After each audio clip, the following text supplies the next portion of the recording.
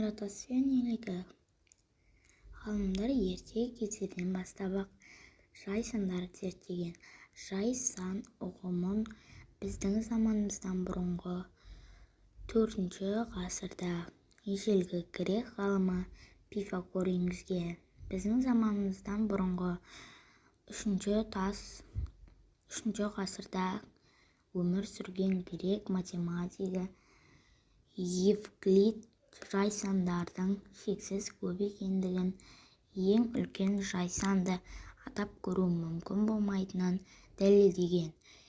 Евклидтен біршама кейінірек Александрияда өмір сүрген ежелгі грек математигі Эратосфен жай сандардың кестесін жасауға арналған өзінің тәсілін ұсынды.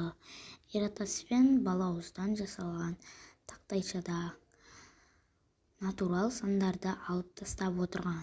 Сонда алғашқы кесте иілек тәрізденіп, онда тек қана жай сандар қалған. Сондықтан оны Эратосфен иілегі деп атаған. Жай сандардың кестесін даярлаудағы Эратосфен тәсілі. Бұны дәл қазір скриншоттап алсаңыздар болады. Мен сіздерге жаңағы иеліктің қалай жұмыс істейтінін көрсетейін. Міне, осылай x-тап тастап отырған, 2, одан кейін 3 қалған, одан кейін қалған сандарды x-тап тастап отырған. Сосын 5. Осылай x-тап отырған. Одан кейін 7 x-тап отырған. Сөйтіп 11, 13, 17, 18, 23, 29, 31, 37, 41, 43, 47, 53, 59, 61, 67, 71, 73, 79, 83, 89,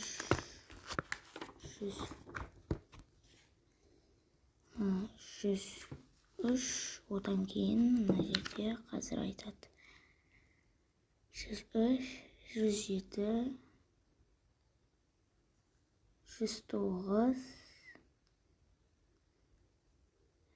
113, сонымен бұл жерде белгілер біткен. Бірақ жаңағы тәсілдегідей. Біздің заманымыздан бұрынғы 3-ші ғасырда өмір сүрген грек математигі Евклид жай сандардың шексіз көп екендігін, ең үлкен жай санды атап көрсету мүмкін болмайтынын дәлелдеген. Көрдіңіздер ме? Сондықтан бұл жерде қысқа нұсқасын ғана берген.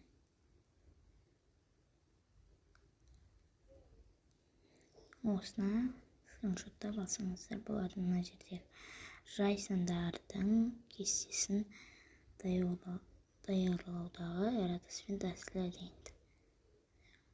Сонымен бүгінгі біздің видеомыз аяқталды.